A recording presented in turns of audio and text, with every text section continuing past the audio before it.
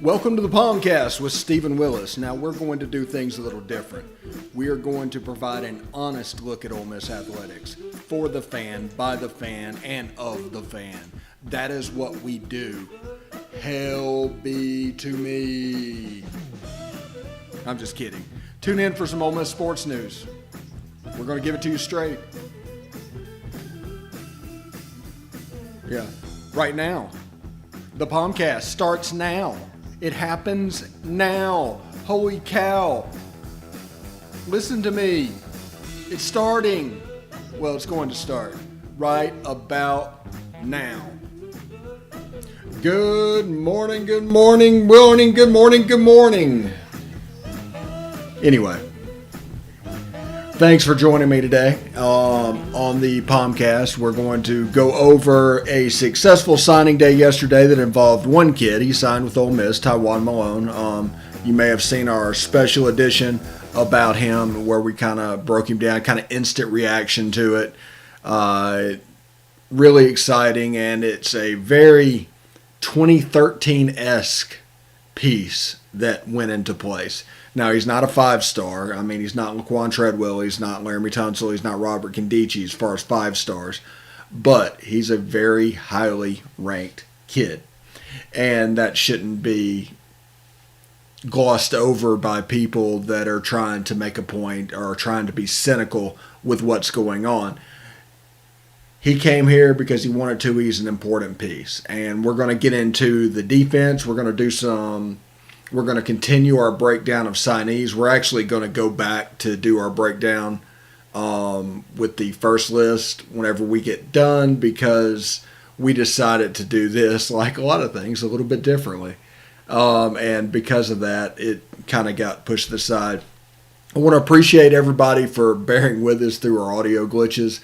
Basically, what's going on with this program is it's kind of like a duck swimming on the water. We make it to where it's a single click for me to move, but it takes a lot of work and a lot of layering and a lot of nesting to get everything in the right position. And sometimes in that layering and nesting, I can't locate where the audio is and showing. And with the Taiwan Malone video, you could see it. By the time I figured out what it was, we were already done and just moving on. So I am sorry about that, and thanks for putting up for it with our glitches. Like we said, it's going to be a little bit rough here in the beginning, but our point is by April to get to the point where it's a well-oiled machine. And also, in April, we're going to have Darby McCraney doing recruiting. He's brushing up on that. Today, we're going to do a little recruiting, as I said in my tweet, but it's going to be based off of last year's class. He's going to come in for the class of 2022. Chris Thrasher, the Oxford correspondent, is going to join us. He actually got some stuff to light his setup a little bit better, so we're going to do that.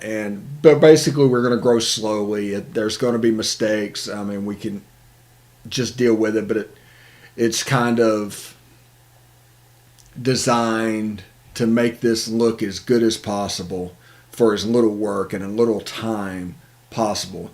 We're not trying to get you to come to a site. We're not trying to get you to read. We're just going to try and inform you really quickly. 30-minute. We could have a 10-minute thing come in about Ole Miss sports, and then you can go on about your day. I mean, we are by the fan, of the fan, and for the fan. We're serious about that. That is our mission statement. That is what we're going to be about. And we're not going to be about forced drama, manufactured drama, where they say, in the last 48 hours it got really, really tight, and it's very transparent what they're doing, especially with like Taiwan Malone. All the future casts never changed. Anything that happened never changed, and this at the end they want you to feel the drama, so you'll keep coming and clicking on their site. It is subscriber model clickbait, and I'm sorry you're having to go through it. And hopefully we can alleviate some of that. But Taiwan Malone from I think Berwick Catholic, can't remember his name, committed to Ole Miss, and that is a good thing. And basically, let's see. Let's check the audio real quick. There we go. See, it's gone. I got rid of it. Um, he came in. He's from Bergen Catholic in New Jersey, defensive lineman. He's a very big, athletic defensive lineman. And in a lot of ways, he's like a Mississippi, Alabama, Deep South defensive lineman. He's extremely athletic. On the baseball field, he plays first base and DHs.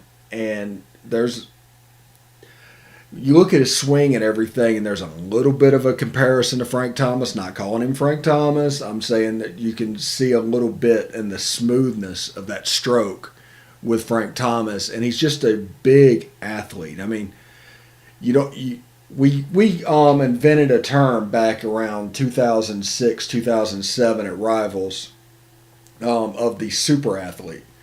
And that's the jumbo athletes. And that was designed for the 250-pound guys that play multiple positions, D1 Black type players.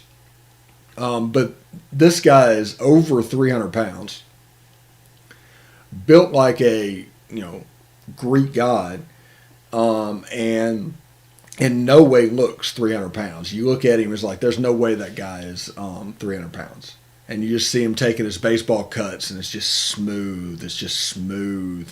And there's a lot to be excited about. Him and the combination of Randall Joyner at defensive line coach makes me excited. He was very high up with SMU in tackles for loss, so the defensive line, I expect them to be active. And he's a guy that can make plays from active. He's going to draw a double team. Now, one of the problems we had last year was nobody really required a double team, except for Sam Williams, but whenever there was plays, whenever he would drop off in coverage. So you know that. So Ole Miss would rush three. They don't need to double team anybody, but if they do, there's no chance of getting through. The quarterback has all day, and he would pick us apart. You saw that at the end of the LSU game. Last year, there was a lot of drop eight coverage, trying to cover basically that Lucy route that was killing Ole Miss through the day. They were trying to get as many people back there as possible, but there was no rush that could be made. It's a combination of what happens. The defensive line and all that has to speed up the quarterback. The quarterback, if he has all day, there's certain combinations and certain routes. It's gotten so sophisticated. Remember, last year, LSU had an NFL offensive coordinator. So what he did is just force Ole Miss to his player, Boutte, running through zones. So whenever we would drop back in our cover 8 zone or cover 2, whatever we're doing, there would be a hole somewhere because there's a hole in every zone. You don't want to play man coverage because that is another quick beating thing. The lack of pressure killed us last year. And also, like with Sam Williams' thing, missing all that practice, that set him behind. By the time he was ready to go and kind of himself, it was week 7, week 8. And so you have the buck position and the star position that is basically the two fulcrums of this defense. Very interrupted, very stagnant. And at the beginning of the year, you saw the results of that. Now, players like Dalen Gill and Stanley, I can't remember his first name, sorry. Them underperforming at the beginning of the year hurt them, but that was a lot of the fact that there was no rush end on the other side that was up to that level. And then with this defensive class, you basically mask over a lot of those problems. A lot of players are signed that are just super athletes, and we're going to get into some of them in just a second. But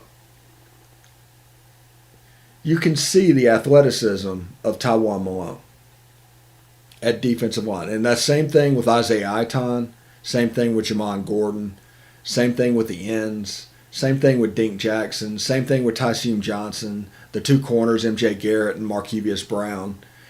You can see the fact that they want athletes. I mean, severe athletes. So whenever you go, they can just, cut down the time. For instance, I told you all year that we were playing DJ Jerkin system, which is more sideline to sideline with 3-4 linebackers designed to go A gap to B gap. And that hurt us in coverage. They're not quite there, so to speak, coverage-wise. And that, Lakeith Henry and Momo Sanogo, I mean, they're fantastic players, and I'm so thankful we have them. But there are situations to where they are not up to the challenge. I mean, you wouldn't ask a wide receiver to basically down block a defensive lineman. That really wouldn't work. Same type situation. You don't ask a 250-pound linebacker to do a lot of covering. But in those situations, while we were shifting personnel, that's the reason all year I brought up system. And it was Mike McIntyre's defense that's leading to this. And this is just a little bit different. So you can see the super athletes going into the secondary and the defense as a whole. And you can see what they're going to do. And it's going to raise the competition level of the players that are coming back. Tariq Tisdale, Sam Williams. I think Jalen Jones is coming back too. And it just raises the competition. And that forces everybody to be better. And it's going to force it to look a little different. And those super athletes are going to basically the windows to complete a pass instead of here, it's a little bit shorter, and it forces the quarterback to be more accurate because of the range and the super. You'll see these super athletes showing up quite a bit, and when we come back, we're going to get into it properly. We're going to try something. It might not be totally synced up, but if it works, it's going to look really cool, and it can serve as a way that we can move forward. So I just kind of want to try something when we come back. Stick around for that. We're going to talk about some of the kids in this class for next season and the impact they could make. Stick around.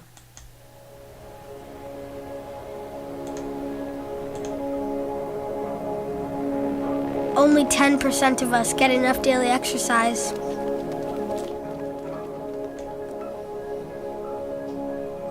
And that number is dropping.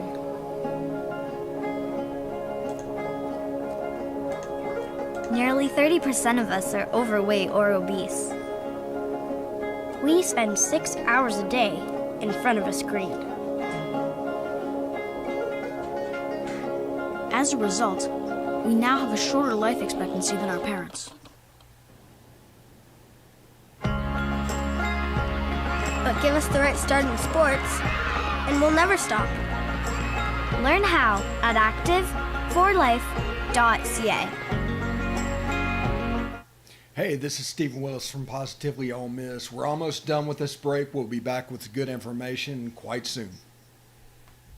The military has been in every generation of my family, and so has VA. It wasn't easy for my dad after Vietnam, but VA helped him and my mom get the home they'd always wanted. My grandpa's been coming to VA since World War II. They even helped him lay to rest one of his battle buddies from Normandy. And me, I followed in their footsteps and served with pride. And now that I'm out of the military, the GI Bill's helping me with school. Every generation of my family has served, and VA has served us all. Welcome back to the Pomcast. I'm your host, Stephen Willis. Of course, you can catch us on Twitter at the Stephen Willis, or you can catch us on Facebook at facebook.com/Pomcast. Hit us up on YouTube at Positively Ole Miss. Hit the bell for notifications so when you know when we're live. And we are also on Twitch, Positively Ole Miss, all one word. We're also on podcatchers, Apple Podcasts, Google Podcasts, Stitcher, Spotify, SoundCloud, TuneIn Radio, iHeartRadio, and Pandora. We're also on small podcatchers as well. Now, let's go over we don't want to forget about the signing class as a whole. And what we started yesterday, just breaking down, which we're going to go back and do now that we have this format in mind, is that you can kind of see what they bring to the table. It's not, going to be overly polished. I mean, for instance, right now we have, DeMarco Williams, I believe, from Atlanta Westlake. He's just a super athlete that plays DB. He can play all three positions in the back: free safety, strong safety, and corner. He's gifted enough to do that, and as you can see here, he can really turn it on. He's one of those super athlete safeties. Kendrick's Breedlove would be another one. Trey Washington also fits that bill, and they basically can be Swiss Army knives in this defense. If one of them hits, they have the ability to play multiple secondary locations. Next up, we have Elijah Sabatini from Biloxi, Mississippi. He's a coach's kid. Very good player. Has a little bit of Cody Pruitt tendencies about him and the way he plays the game. If you see a little bit of that, he might be better in coverage than Cody. But he's a kid that likes physicality, likes playing close to the line of scrimmage, and really will come up and hit you. He just really likes that, and he has a chance to be a good either star or strong safety in this offense. Now,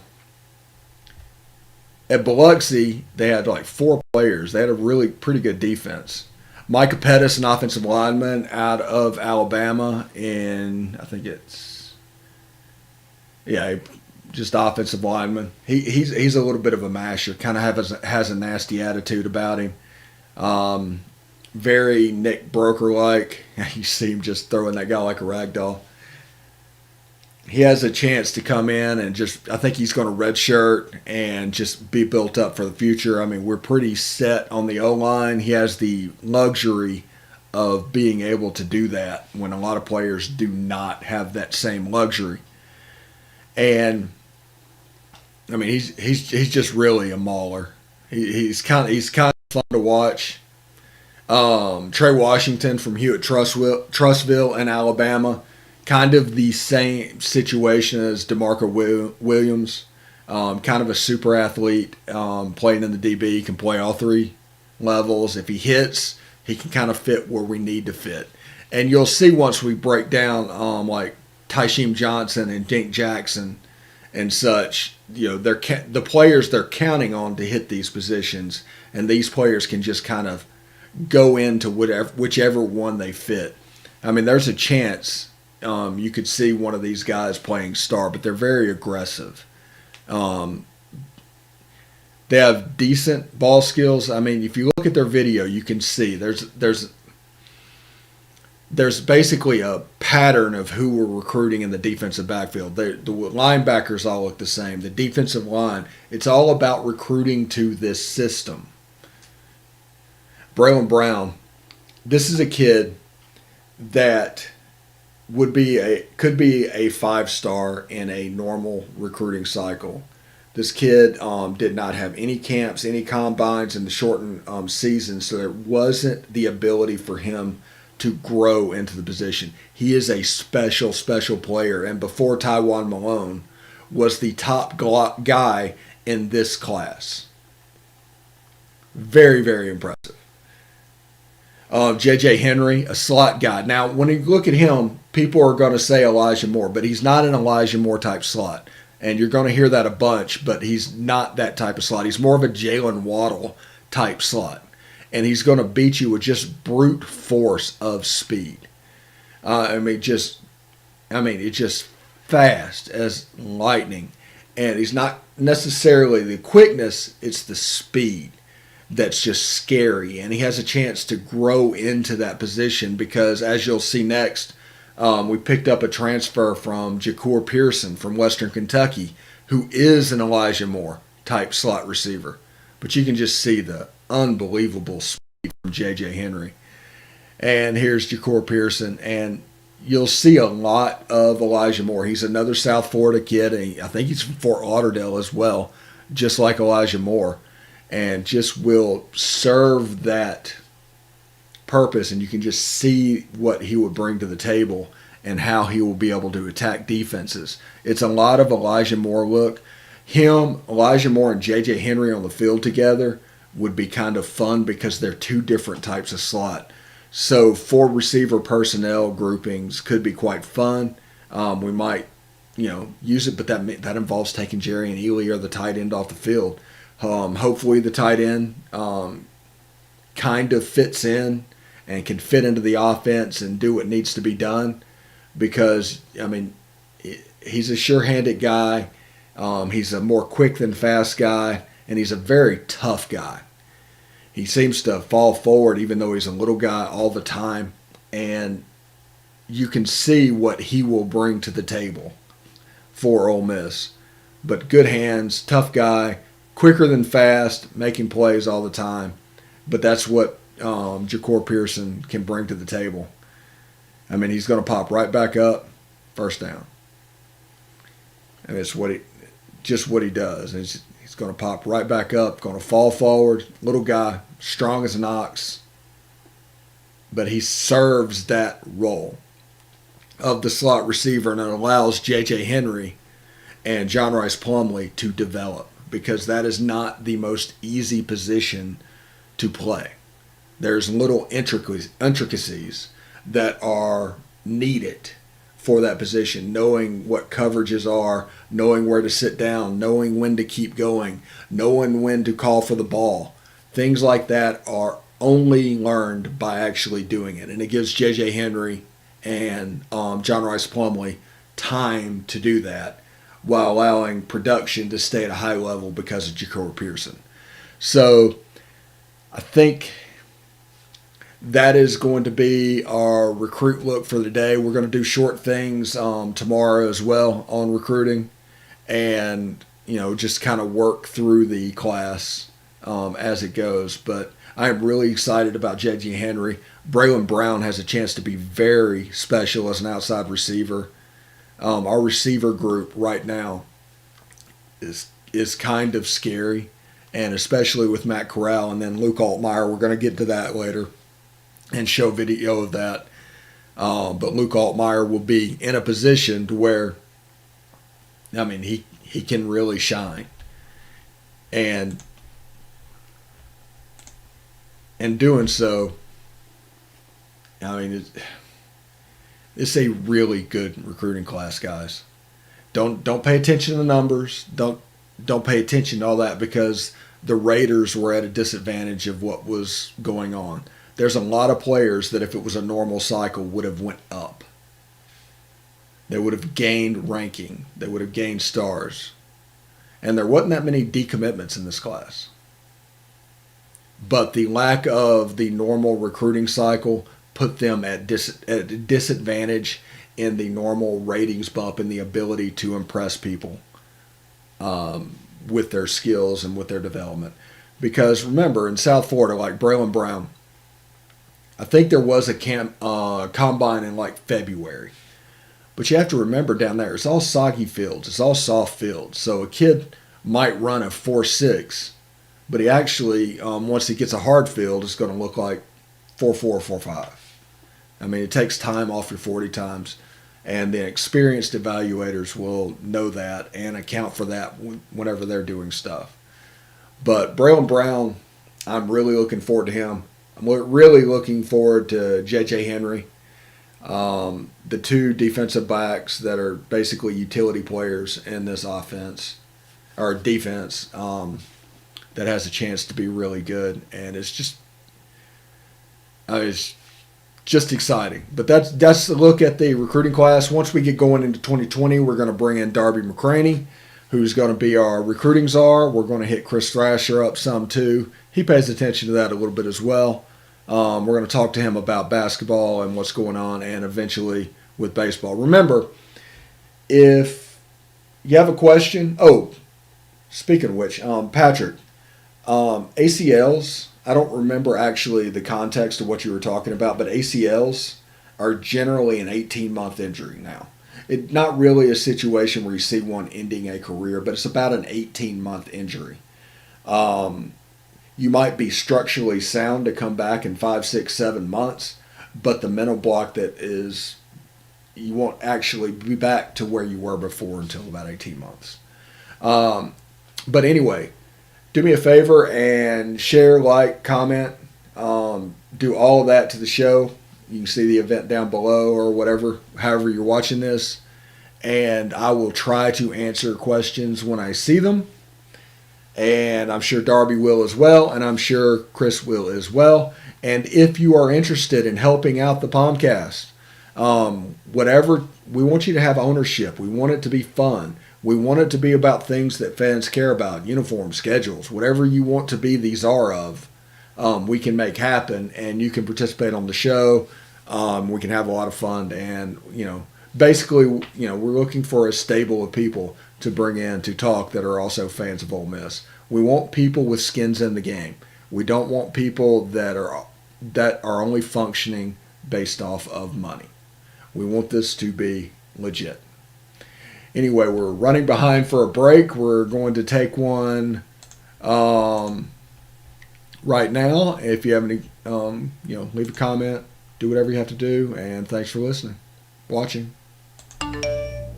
You want to answer that, don't you? I bet it's just killing you seeing the soft glow just inches away. Someone wants to tell you something or ask you something. Oh, come on, answer it already! Just so we're clear, that wasn't my fault. Next time, ignore your inner voice. Don't text and drive. A message from Florida's trusted choice independent insurance agents.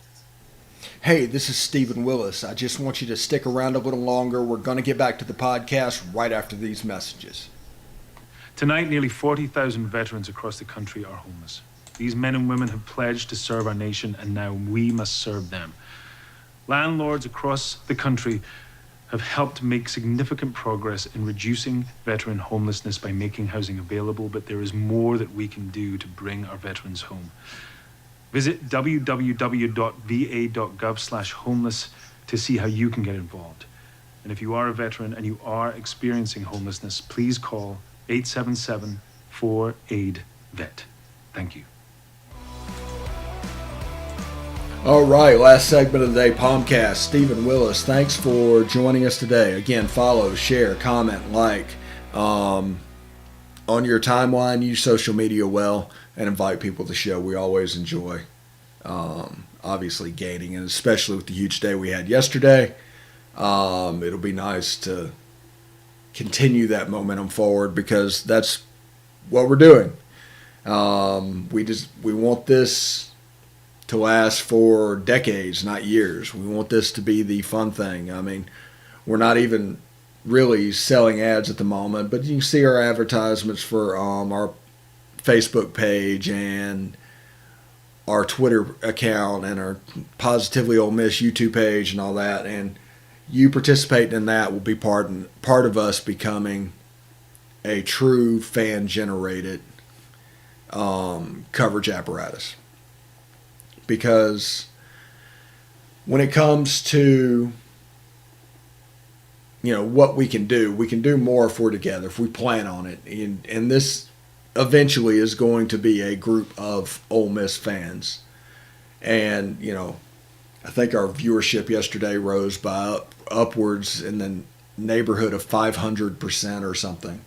And that's all you guys. That's all Ole Miss fans. I'll never ask you for money. I'll never ask you to go to a second location. I want this content to be available free without blockages to access that's been going on for the last 20 years whenever the paywall came into fruition. So pay attention, to that. Pay attention to the site. Whenever we get going good, because we expect this to be a fine-tuned machine by April, we'll be able to do some pretty cool things. As you can see right now, we're doing some pretty cool things already, but I want this to be a fan apparatus for you and another, extension of fanhood.